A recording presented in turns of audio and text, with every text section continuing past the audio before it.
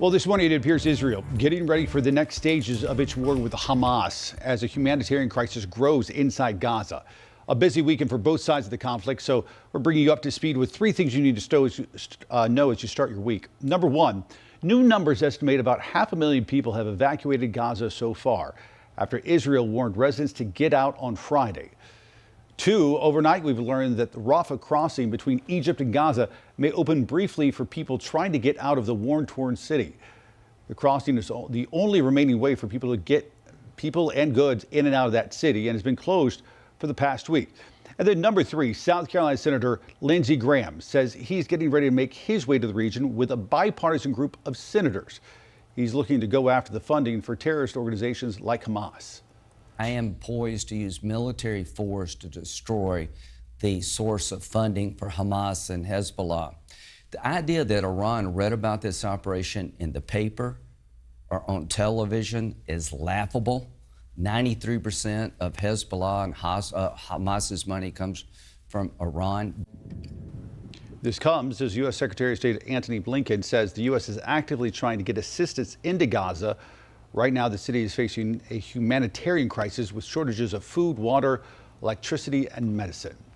Meanwhile, back here at home, protesters taking to the streets of Uptown. Yeah, this weekend, hundreds of Palestinian supporters flooding the streets, spreading their message. Wake Up Charlotte's Richard Devane joins us now with more on what they had to say. Richard. Yeah, good morning to you, Sarah. Good Monday morning, all. Basically, they gathered right behind me at First Ward Park with a message of one major issue: stopping this conflict.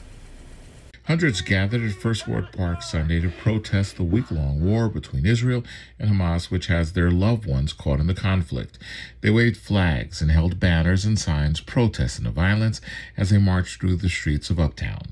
As Israel bombs Gaza following the Hamas attack on Israel, Palestinians around the country coming together to show unity for their homeland.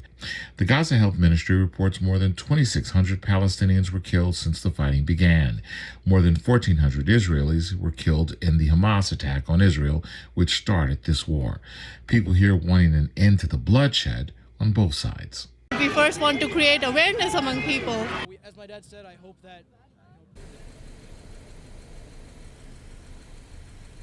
And of course, they said that the most important thing for them to do is to end this conflict. And they say everyone needs to live in peace in that region.